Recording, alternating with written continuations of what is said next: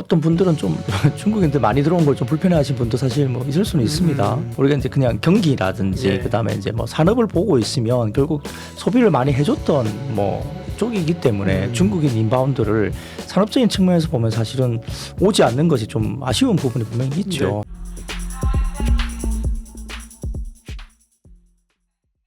예민수의 경제 토크. 중국 모멘텀이 다시 리오프닝의 바람이 좀 불어옵니다. 박근영 부장님과 관련된 이야기 하도록 하겠습니다. 그러게요. 중국인들이 사실 와야 되는데 그죠? 지금 뭐 명동 이런 데도 사람 는다는데 아직 본격적으로 중국인들이 온 건 아니고 동남아시아 사람 많이 온대요. 네. 그래서 그나마 어쨌든 중국이 이제 성장률도 좋게 나오고 움직이니까 화장품 먼저 움직이기 시작한 것 같고요. 그다음에 항공, 이런 쪽이 움직이는데 어떤 걸 좀 주목해 봐야 됩니까? 네, 역시 뭐 어떤 분들은 좀 중국인들 많이 들어온 걸 좀 불편해하신 분도 사실 뭐 있을 수는 있습니다. 근데 이제 우리가 이제 그냥 경기라든지 그다음에 이제 뭐 산업을 보고 있으면 결국 소비를 많이 해줬던 뭐 쪽이기 때문에 중국인 인바운드를 산업적인 측면에서 보면 사실은 오지 않는 것이 좀 아쉬운 부분이 분명히 있죠. 그래서 그러다 보니까 상인들 같은 경우는 특별히 뭐 맞습니다. 영동이나 여기 방송국이나 이대나 이런데 뭐 상권 다 죽었잖아요. 네, 뭐 그런 영향이 분명히 있었는데요. 아까 잠깐 초두에 말씀하셨지만은 작년에 제일 많이 들어온 사람은 어느 나라에서 한국을 제일 많이 들어왔냐면 사실 미국인들이 제일 많이 들어왔어요. 아, 그래요? 네, 그리고 이제 말씀하셨던 동남아인들이 그게 관광 목적인지 아니면은 뭐 어떤 취업의 목적인지는 잘 모르겠지만 뭐 동남아인들이 좀 들어왔고요. 중국인들이 이제 그 다음에 좀 들어왔는데 지표로 본다면 외국인 인바운드가 2019년 코로나 이전에는 월 평균 외국인 인바운드가 145만 명 정도가 들어왔다고 합니다. 그런데 이제 올해 1월 같은 경우는 43만 4천 명, 그러니까 한 3분의 1 정도 들어왔죠. 2월 달 같은 경우는 47만 9천 명, 약간 회복을 하고 있습니다. 그러니까 아직도 전체 외국인의 인바운드는 한 3분의 1 수준. 코로나 이전보다는 그렇습니다. 그 가운데 이제 중국인 인바운드를 보면 2019년 월 평균이 50만 명. 그러니까 외국인 들어온 거에 3분의 1이 중국인이라는 거죠. 한국에. 그만큼 이제 한국에서 소비를 했다는 겁니다. 그리고 이제 1월 달 지표로 보면 중국 인바운드가 2만 5천 명, 2월 달 지표가 4만 6천 명. 근데 3월 달 지표가 8만 9천 명, 거의 이제 9만 명 가까이 올라가고 있죠. 그래서 중국인 인바운드가 많이 올라오고 있고요. 코로나 이전에 월 뭐 평균 50만 명 정도 들어오는 부분들이 이제 한 9만 명 정도까지 올라오고 있으니까 한 뭐 20% 정도 이제 조금 회복을 하고 있는 겁니다. 근데 중국 인바운드의 회복이 기대가 있는데 뭐 사실 중국인들이 최근에 이제 단체 관광 허용은 주로 동남아 쪽으로 많이 허용이 되고 있죠. 태국 등을 포함한 동남아 쪽으로 가고 있고 다소 좀 한국이 아직은 뭐 단체 관광 쪽이 좀 열리지 않는 부분들 때문에 조금은 이제 뭐 앞서서 말씀드리기는 어렵지만 한국에서 지금 이제 우리가 분석하기로는 좀 기대를 할 수 있는 것이 중국 노동절, 그러니까 4월 29일부터 5월 3일 사이에 방한 관련된 부분들이 아마 단체 관광은 아니더라도 어떤 좀 부분들이 들어올 수 있다 보는 거고요. 최근 뉴스 플로우를 보면 태국하고 싱가포르인가요? 그 빼고 난 다음에 5월 달에 가장 많이 가는 항공표를 산 게 서울이라고 합니다. 서울 중국인들이. 그러니까 이제 싱가포르 뭐 태국 이런 데를 빼고 세 번째로 서울 제일 많이 항공권을 샀다 이렇게 이야기가 나오거든요. 그러다 보니까 역시 이제 한국으로 오고 싶어하는 어떤 그 중국인들은 꽤 많다 아직은 볼 수 있겠고요.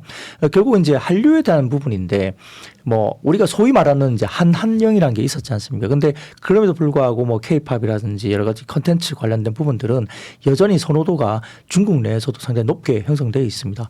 공식적으로 중국 쪽에 뭐 여러 가지 활동되는 게시물들이 있잖아요. 뭐 그런 게시물들을 보면 차트라는 게 있는데 그쪽 차트에서 올라간 거 보면 결국 한국 음악이라든지 컨텐츠들이 중국 내에서 거의 다 상위권에 다 포진되어 있기 때문에 중국의 개인들 입장에서는 한국의 컨텐츠에 대한 여러 가지 뭐 선호도가 상당히 오히려 더 높아지는 상태로 저희가 요즘에 파악이 되고 있는 상황입니다. 그래서 인바운드 여행객의 증가는 역시나 이제 면세점이 바로 효과를 볼 거고요. 두 번째로는 과거에는 이제 LG 생활건강이 아모레 퍼시픽이 뭐 바로 직구로 했으면 산다 이렇게 많았지만은 최근에 뷰티 산업의 성장은 올리브영을 대표하는 이런 쪽으로 가고 있습니다. 이게 H&B라고 이야기를 하거든요. 그래서 이제 이런 올리브영 중심으로 그런 식으로 가는 거고요.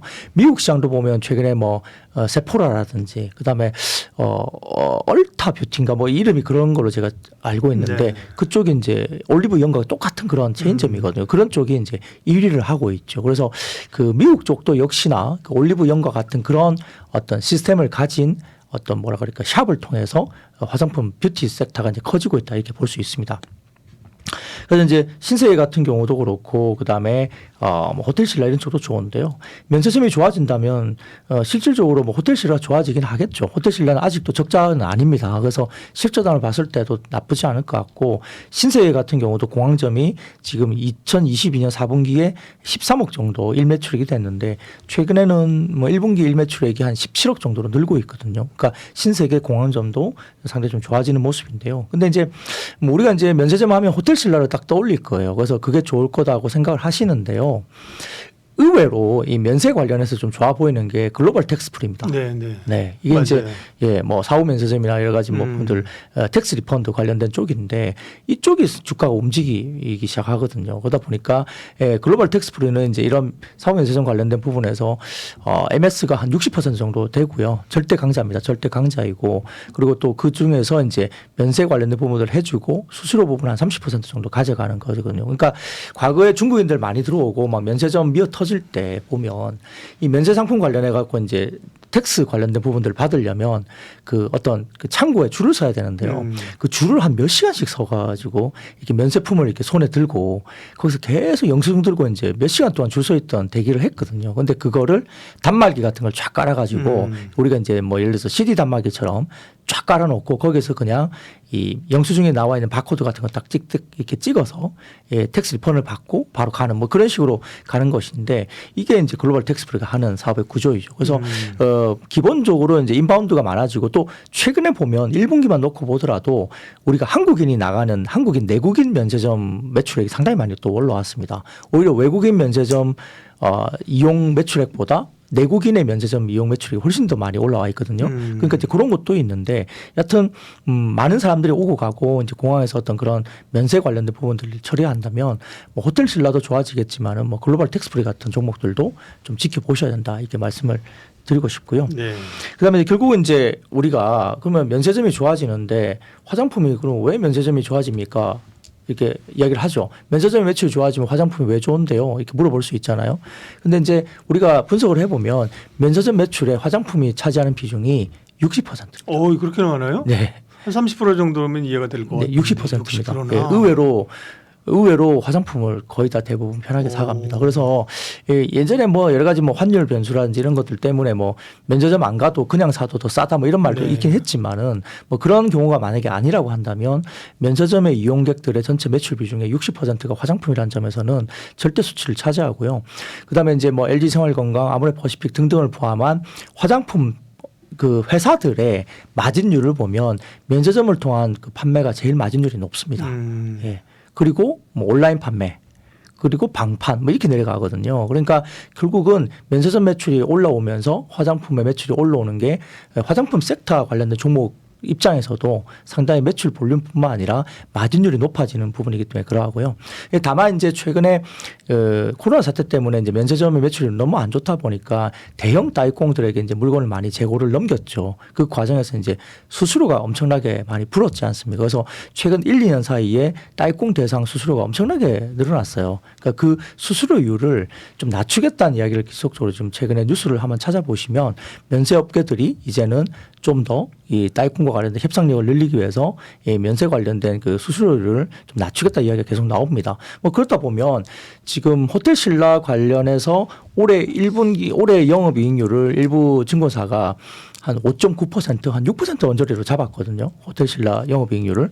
근데 이 면세점에 대한 어떤 그런 다이콘에 대한 수수료율을 좀 정상화하겠다 이렇게 나선다고 한다면 올해는 두 자리 숫자까지도 이익률이 올라올 수도 있습니다. 그러니까 그런 부분에서는 면세 사업자에 대한 부분도 저희가 좀 지켜봐야 될 것 같고요. 화장품은 역시나 뭐 리오프닝 되면서 이렇게 화장품을 쓰게 되는데 마스크를 벗으니까 역시 색조 쪽이 강세입니다. 네, 그리고 말씀드렸던 제가 구조적으로 LG 생활건강이나 아모레퍼시픽과 같은 비싼 화장품을 직구나 온라인 구매를 하는 시장이 아니라 올리브영과 같은 H&B 채널을 통해서 많이 이제 사게 되거든요.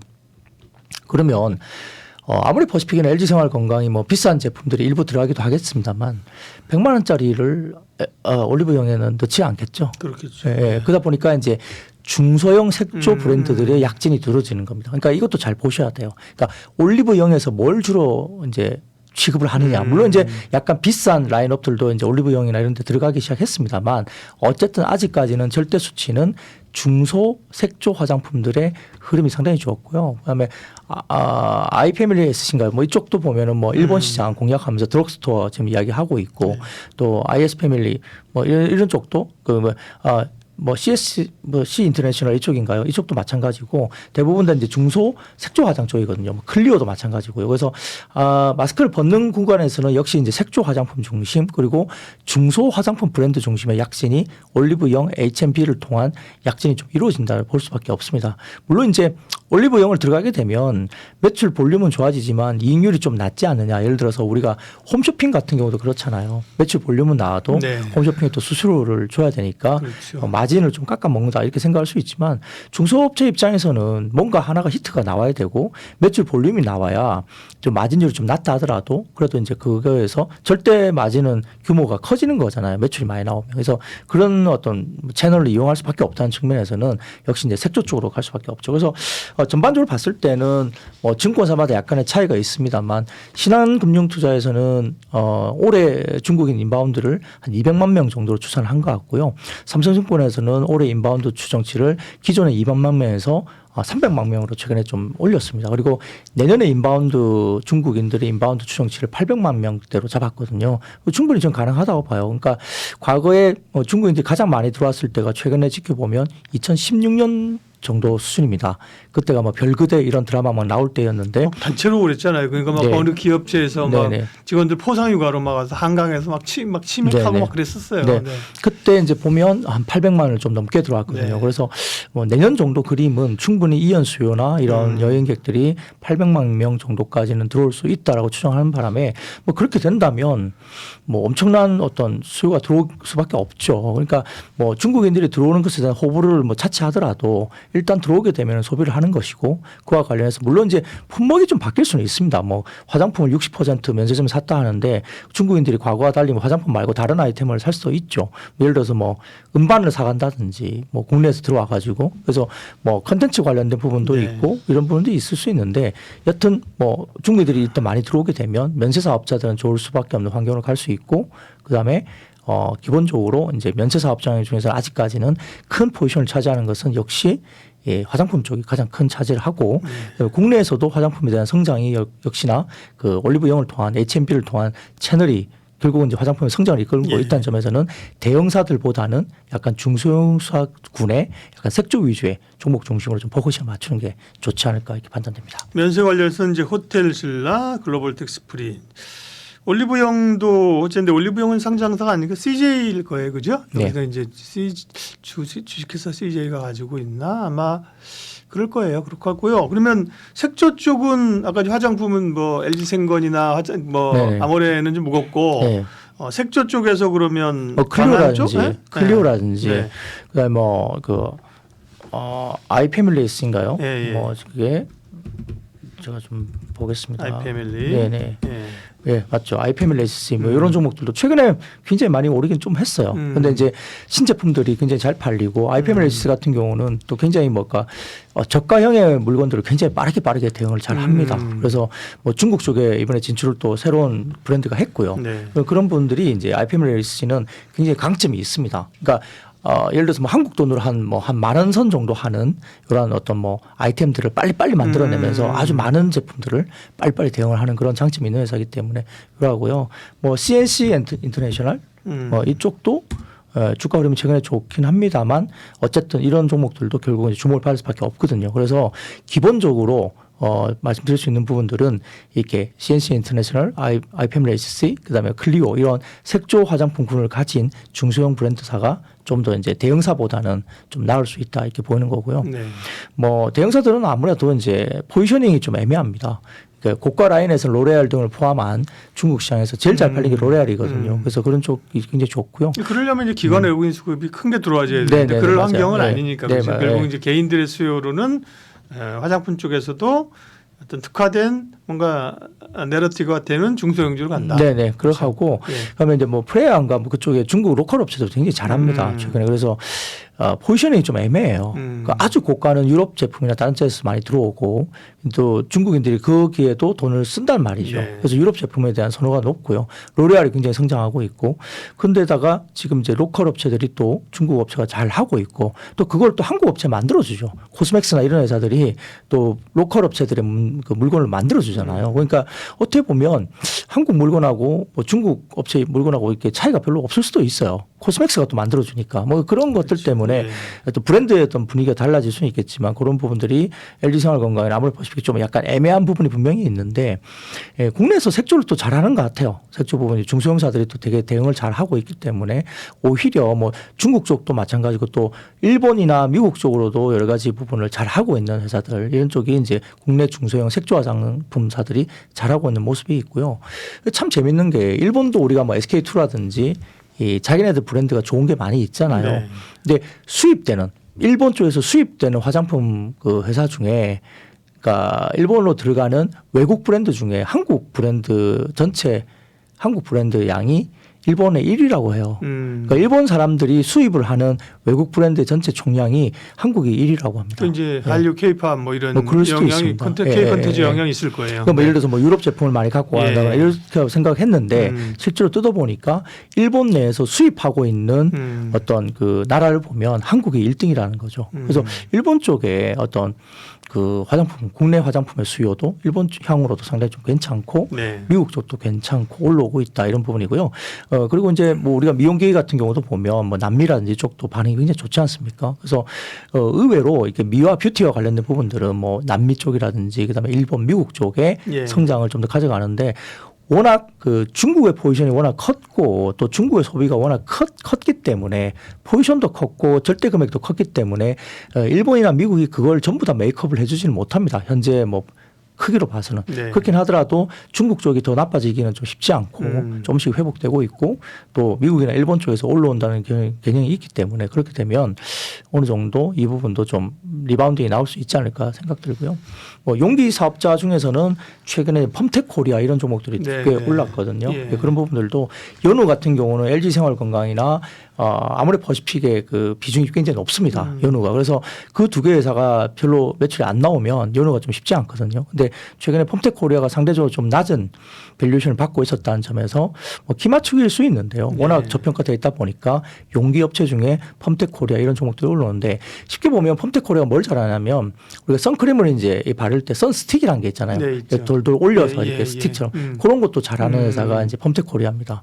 예. 그리고 그 가희 밤 있죠. 네네. 예, 그것도 펌텍 코리아가 만들어주거든요. 그러니까 그런 용기에 특화된 것들 되게 잘해요. 그러다 보니까 아마 최근에 펌텍 코리아가 상대적으로 밸류에이션도 좀 싸다. 그리고 이런 것들을 잘 하면서 좀 썬 제품이라든지 이런 것들도 좀 두각이 나타나고 있기 때문에 그리고 네. 우리가 모다모다 샴푸 있죠.